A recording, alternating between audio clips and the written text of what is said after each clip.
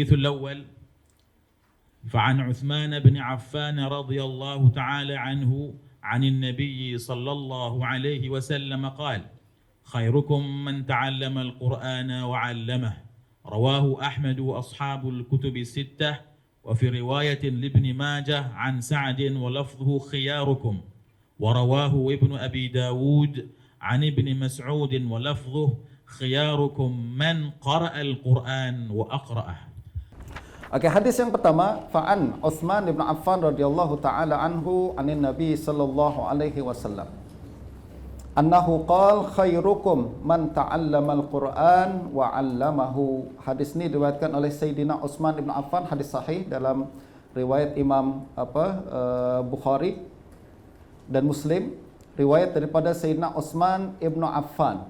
Dan Utsman bin Affan tuan-tuan adalah salah seorang yang paling berjasa dalam menghimpun Quran kan. That's why disebut mushaf tu mushaf Utsmani, sebab beliau orang yang berjaya menghimpun umat Islam kepada satu mushaf saja menjadi rujukan utama. Dan Sayyidina Utsman sendiri tuan-tuan adalah orang yang tak pernah lepas daripada mushaf.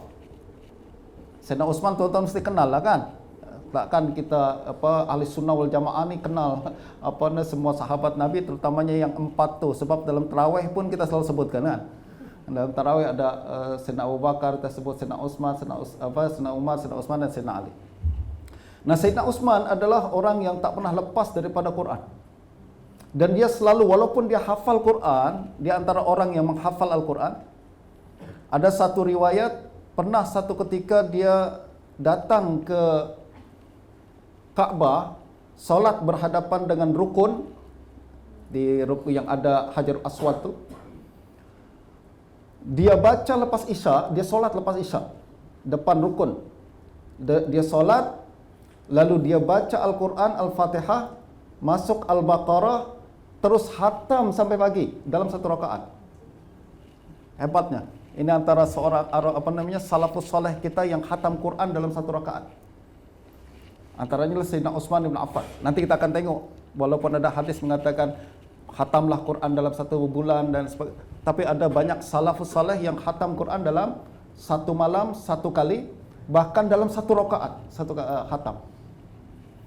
Ini Sayyidina Umar. Sayyidina Utsman juga tuan-tuan pernah mengatakan, "Lau tahurat qulubuna ma syabi'at minal Quran." Sekiranya hati kita bersih, kita tak akan pernah kenyang baca Quran. Ucapan Sayyidina Utsman. Sekiranya hati kita bersih, kita tak akan pernah kenyang baca Quran. Maknanya yang kita ni kenyang sangat baca Quran ni, hati kita bermasalah dah. Kita sikit-sikit baru baca satu ayat je, udah ada penat dah. Tak boleh baca lagi lah, dah mengantuk lah. Kata Sayyidina Utsman, kalau hati kita bersih, tak akan pernah kenyang pun baca Quran. Kita baca Quran, baca lagi dan lain sebagainya. Sekali khatam, kita akan nak baca semula dan seterusnya. Nah, itu sebabnya yang menentukan petanda hati kita bersih dan sehat adalah kalau kita suka Quran. Dan kita baca Quran selalu. Lebih banyak daripada kita baca handphone kita. Handphone kita, kalau kita tengok handphone kita lebih sering kita pegang daripada Quran, maknanya ada isulah sikit dengan hati kita ni. Kita kena muhasabah diri kita kan.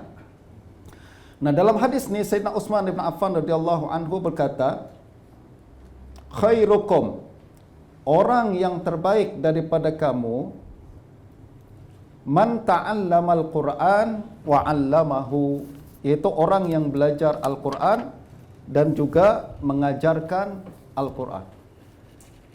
Ini saya rasa jelas ucapan baginda Nabi, orang yang belajar Quran adalah orang yang terbaik, betul tak? Dalam riwayat yang lain, dari riwayat Ibnu Majah an Sa'ad, lafaznya adalah khiyarukum. Sa'ad ni tadi Ustaz Nawawi dah sebutkan, makna dia adalah Sa'ad Ibn Abi Waqqas kan. Jadi riwayat lain dengan sanad yang lain, yaitu Sa'ad Ibn Abi Waqqas. Lafaznya bukan khairukum tapi khiyarukum. Apa beza khiyarukum dengan khairukum? Kalau khairukum maknanya orang terbaik, satu orang. Tapi kalau khiyarukum maknanya adalah kalangan terbaik, ramai orang. Ya tak? Kalangan terbaik, orang-orang yang terbaik ni, yang ramai ini adalah orang yang belajar Al-Quran dan mengajarkan Al-Quran.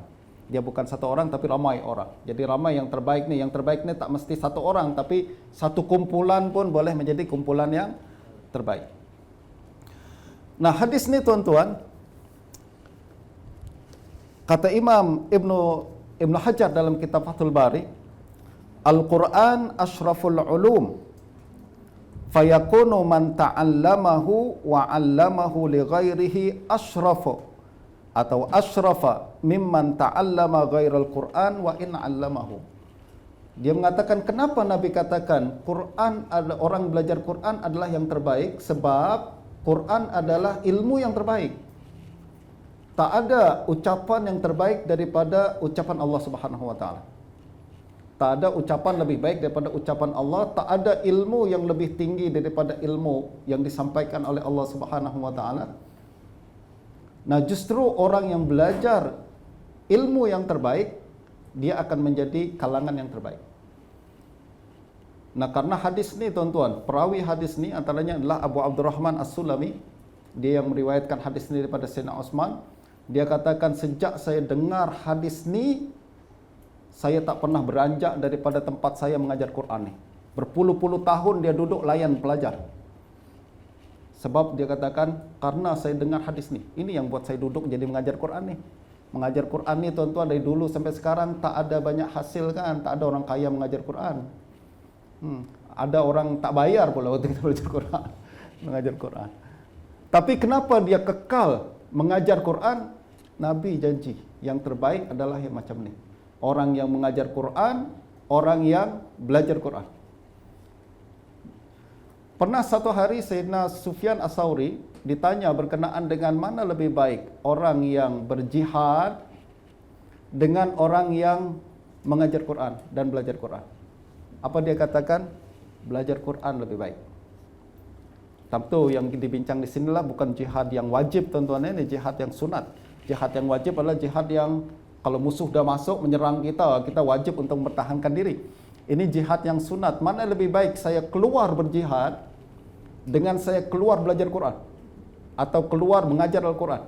Kata Sufyan As-Sauri, yang terbaik adalah yang mengajar Quran, belajar Quran. Kenapa? Dalilnya ucapan baginda Nabi, khairukum man ta'allamal Quran wa 'allamahu. Tapi Syekh Ali Al-Qari dalam buku dia yang lain bertajuk Syarah Mishkat, dia katakan tentulah yang terbaik ni syaratnya ikhlas. Kalau kita mengajar Quran tak ikhlas, taklah terbaik. Kita belajar Quran tak ikhlas, tidaklah terbaik. Syaratnya adalah yang diiringi dengan ikhlas.